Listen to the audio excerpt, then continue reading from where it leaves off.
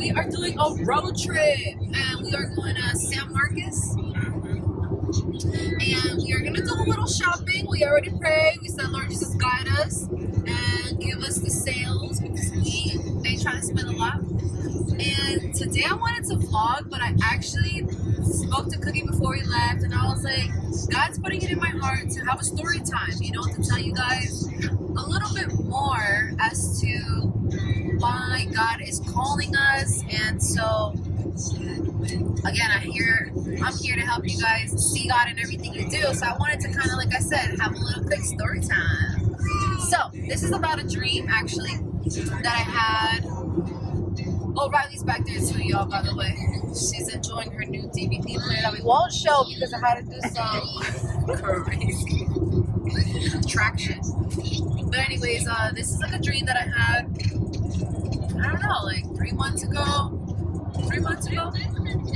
And so I was always close to God, but I didn't always seek Him as much. Like, you know, I prayed here and there, and I talked to Him here and there, and I went to Sundays, like church on Sundays and stuff. But I didn't really like dig deep in the Bible until recently, because I realized that's where God talks to you the most, you know? I think our TV is like really loud, right? Or am I just bugging? Sorry guys. So I started digging deep in the Bible, and I would go to bed one night and I have this dream. And I have a dream that I'm at my mom's house, but my mom's not there. I have my brothers and sisters here, or there with me.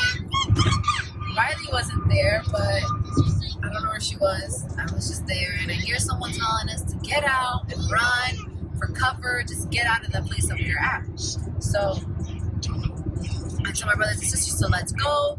You know, they're telling us to get out. They get on their bikes, they start driving, and mind you, when I get out, half of the world is pitch black, like black, scary, like a storm was coming, or like there was just nothing there. It was just pitch black. So we're running the opposite way, and I'm on foot, they're on bike. And as we're running to the other side, there's a lot of light. Like, it's actually brighter on that side, but it was because it was on fire. So one side was completely dark, the other side was fire.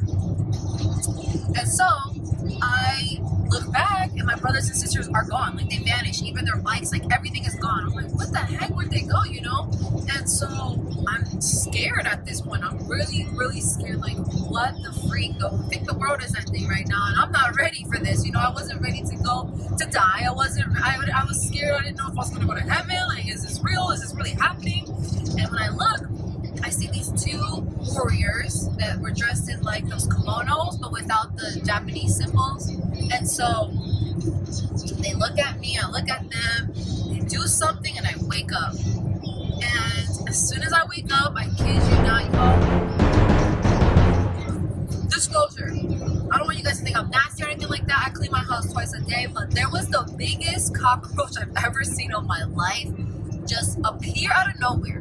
Like, literally out of nowhere, because I don't like to sit next to the window, but there's no possible way. This huge cockroach, like, it was huge, guys, the biggest I've ever seen, and I'm from the north. I've seen some stuff, but nothing like this. And so as soon as I wake up, that cockroach is there, and I am terrified. So the dream already scared me, and now this roach is like humongous, and I'm like, oh my gosh, this thing's about to like bite me and kill me. And so I had Riley sleeping there too, and I was like, I need to protect Riley, you know, I don't want this thing touching my daughter. And so I didn't have any bug spray, because mind you, I've never had any issues at my house. It's the first time I've ever experienced a bug issue like this. And so I'm really so scared that it prompted me to pray. It prompted me to ask God to help me, to get some courage and get some strength to get this cockroach out of my house, because it does not belong. And so I'm crying, y'all. I'm not joking you. I am crying because I was so scared to get this cockroach out of my house. And mind you, it's like 4 o'clock in the morning, okay? So I should be dead sleep. Riley is actually dead sleep right now at this point, and I am just determining to get this cockroach out the house so I can protect her and protect me, you know? So I am yelling at this cockroach because God prompted prompted me and told me that, it doesn't belong there. He confirmed it didn't belong there, and I needed to get it out. So I'm yelling at it, and I'm like, all right, we gotta get you out. I put something on top of it, and I put something underneath it, and like get it in a ball and like a bag, and I throw it literally across the street, right? So when I come back in the house, I start rebuking the enemy because I was so scared. I'm like, how could this little bug get me so scared and just test my faith in a sense? Like, what the heck? And that's what God told me at that moment after I was done saying that. He said, if you are scared of this little cockroach, which to me, it was big, but to God, it was little. He's like, if you're scared of this little cockroach, how scared are you going to be when the enemy's right in front of you? You're not ready for that. And so he prompted me to read Revelations, the last book of the Bible. And it was talking about the world ending. And so when he showed me that I needed to read that and I read it, it made everything click. Like, wow, God has been trying to talk to me for so long, and I just haven't been listening, or I haven't been going to the right places to hear him. Because as I said in my last video, you can hear God anywhere you go, but it is harder when there's distractions that, take you away from that quiet time with God. And so he wants me to read the Bible, keep digging deeper, keep reading about his promises, his wonders, and practice his laws, because he wants me to go to heaven. He doesn't want me to experience that end of world dream that I just had and experience what Revelations has. In that last book of Bible, it talks about the world ending, and he doesn't want me to be there. So he's like, get ready, y'all. Get ready now, because the enemy is going to attack.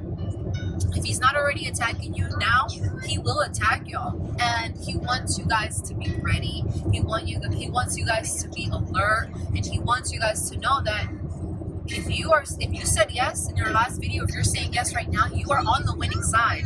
But you still need to put on that armor every single day. And that armor is read the Bible. That armor is trusting God, putting faith in God. That armor is,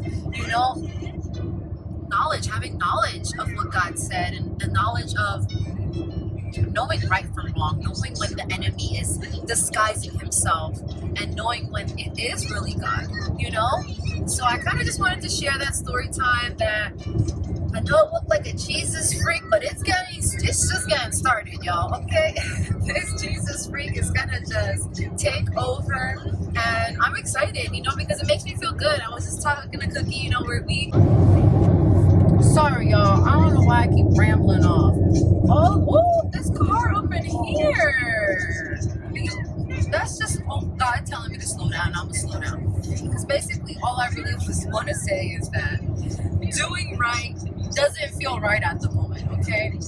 But eventually you will feel better about doing the right thing, because it's just the safe route. You know what I mean? Like, you don't have to worry about death. You don't have to worry about cops. You don't have to worry about feeling guilty. Like, it's like maybe you're not doing what other people are doing, or you don't feel how other people are feeling, but you still feel internally good. You're joyful that I'm honoring God and he's blessing me, because we have no idea when we get out of there. We might find $100 bill because we just did the right thing, like some way, somehow God's gonna bless us. I already know it. It could be, actually, maybe this is his blessing.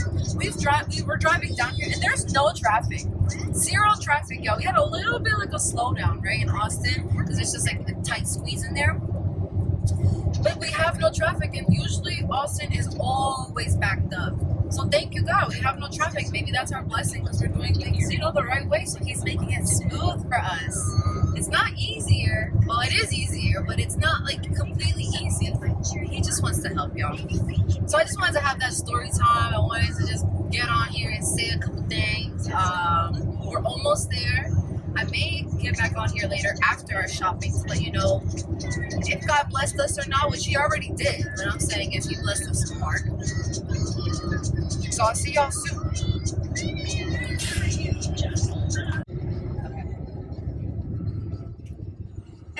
Y'all, we're back. It's nighttime. We're done shopping. We ate. And we got a story for y'all. So we went shopping and everything was great, and I decided to actually put my bags away because I wanted to make more room for more shopping. And so I put my bags in the car and I close the trunk and I walk away and my keys get stuck. Or my keys get trapped in the trunk.